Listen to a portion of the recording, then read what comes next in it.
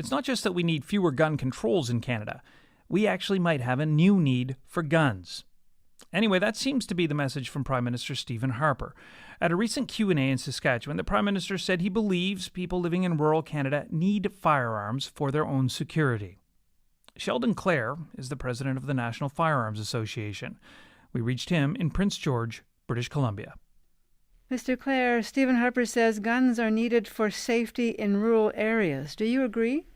Well, not completely. I think that firearms are useful for safety in all areas, and I think it's very nice of the Prime Minister to revise his long-held position that firearms ownership is about duck hunters and farmers, but it's actually a much bigger thing than that, and I believe that what's going on is he's probably reading his mail from concerned firearms owners and people around the country who recognize that there are bad people doing bad things, and he's probably trying to look for our support in the upcoming election. So you think he didn't go far enough when he should say guns are needed for safety, period?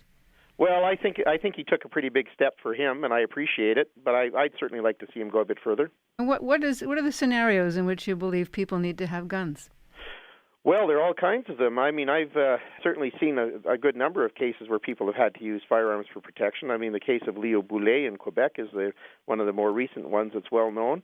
Ian Thompson's case, where he was defending himself in his home from some thugs who were there to burn him up in his house using a firearm, and then finding himself caught up in the process of having to become a new victim by paying tens of thousands of dollars to defend his actions in court. And I think some clarity would go a long, long ways to help people who are in those sorts of circumstances when they're dealing with these kinds of hazards. The debate on gun ownership and registry that we followed, we've covered it, obviously. This has been going on for a while. But the argument was that people in rural communities needed and wanted firearms for hunting and for sport. So when did self-defense enter the debate from your point of view? Well, it's always been part of the debate. I mean, the National Firearms Association has always been a promoter of personal defense, and it's been part of our message for the whole time that we've been around from our inception. So I don't think that it's new. It's just something that now politicians are paying more attention to as they're starting to realize that the research supports our position, that when you have firearms available for protection and you publicize it, you see crimes against the person go down. And I mean, the Canadian research is pretty good. Dr. Kaylin Longman did a peer-reviewed study, which was in the Journal of Interpersonal Violence in 2012, which demonstrated very clearly that none of the Canadian firearms legislation from 1974 onward has really had anything to do with reducing crime.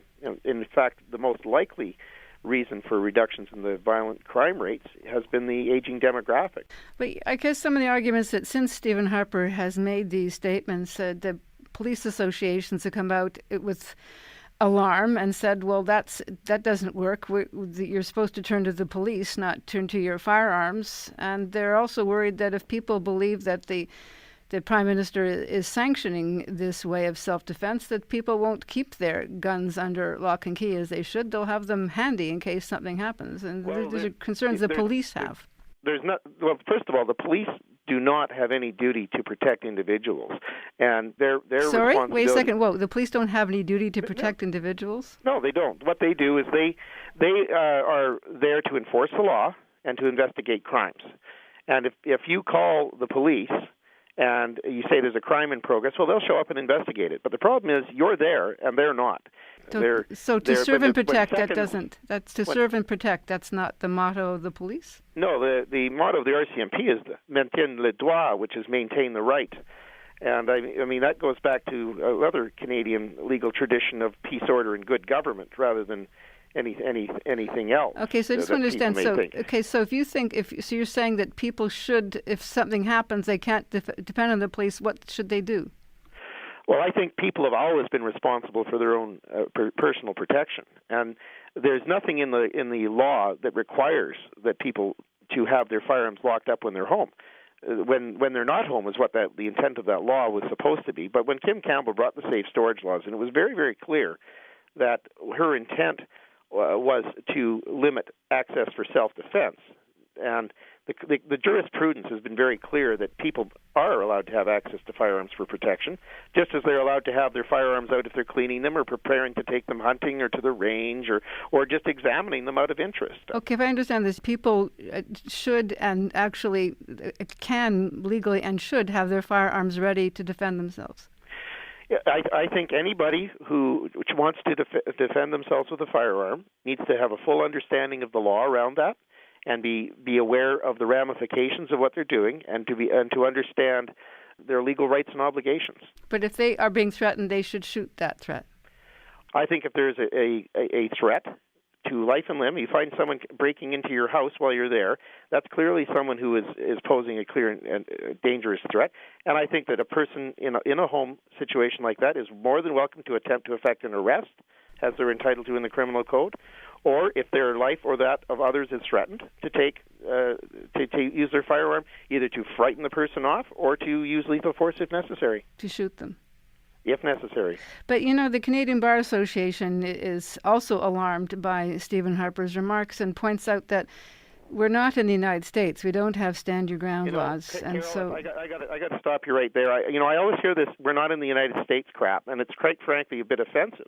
Canada has a long, long tradition of people being able to defend themselves and using firearms to do it. And this was the case in Canada right up until '68, when the Trudeau Liberals decided that they were going to start pushing for more firearms control and take away access to permits for using handguns, for example, for protection. Well, we don't have the Second Amendment. We don't have the Second Amendment. We don't have a right to bear arms as they do in the United States. We have a British common law tradition which predates the Second Amendment, which says that people do have the right to keep and bear arms and to petition the king if they choose.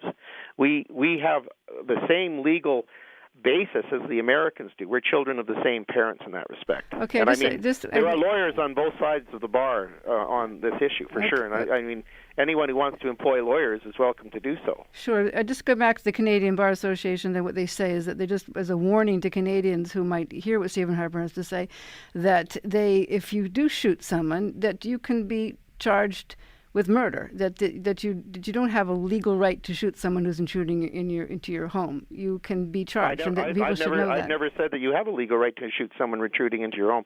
I said that if your life is threatened or that of someone else, then you have the right to use whatever level of force is necessary to provide that protection.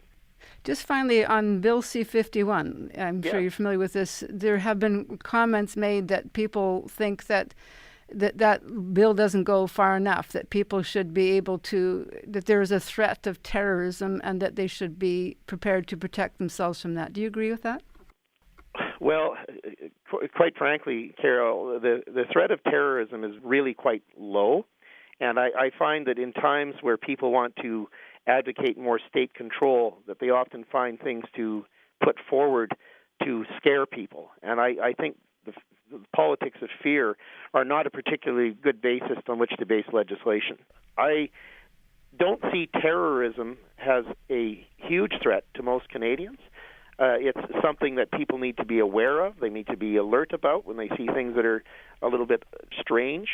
But as a sole reason for arming oneself, terrorism really doesn't have a lot of traction. Okay, I just point out to you that a lot of people will think that there's some pretty strange bedfellows in this opposition to Bill C-51, because you share that view with people that don't agree with you on anything else. I figured that out by now. Mr. Clare, it's good to talk to you. Thanks. Thanks. Take care. Bye-bye. Sheldon Clare is the president of the National Firearms Association. We reached him in Prince George, British Columbia.